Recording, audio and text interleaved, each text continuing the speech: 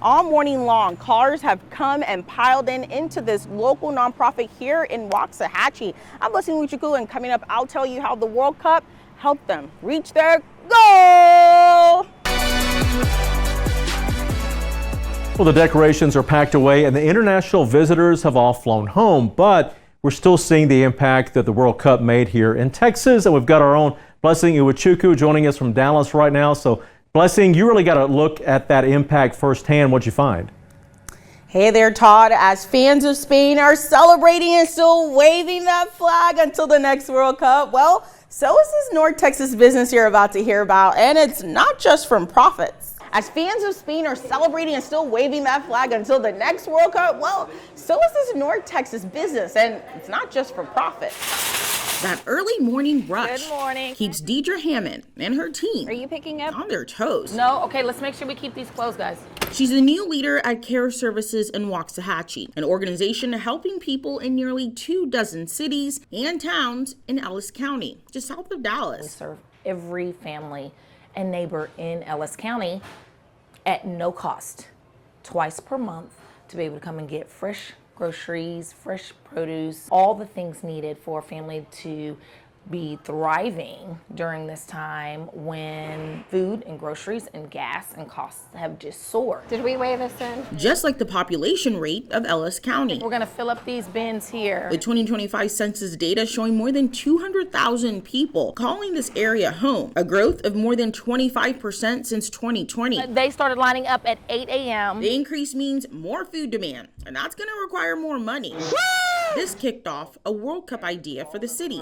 When we found out about the partnership with the Waxahachie Giving Cup, it was a godsend. I was so grateful to the city to include us in such a huge event for North Central Texas. During the World Cup, some businesses in Waxahachie not only cashed in on the international excitement this summer, but they raised more than $2,500 for C.A.R.E services. But the North Texas city that hosted those games saw an even greater impact. Since June, the Arlington Convention and Visitors Bureau shared that hotels collected more than $31 million in revenue. That's a nearly $8 million increase compared to the November 2024 record set by 3 Dallas Cowboy home games and the Mike Tyson-Jake Paul fight.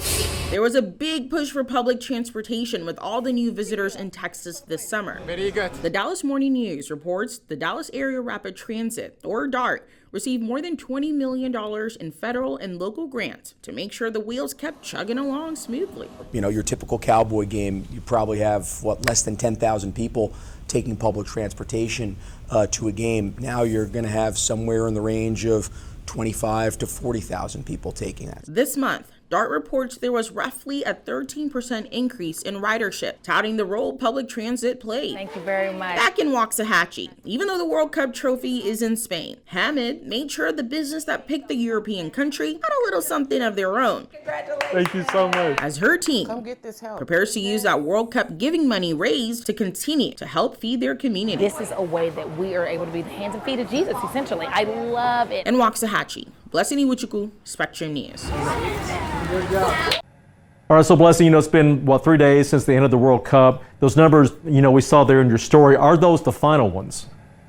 Hey there, Todd. The city says that each of the first 6 FIFA World Cup matches in Arlington will actually generate between $18 to $24 million in economic impact for the city. But they say the FIFA effect happened well beyond Arlington. It was the same sentiment for the folks at FIFA Fan Fest in Dallas.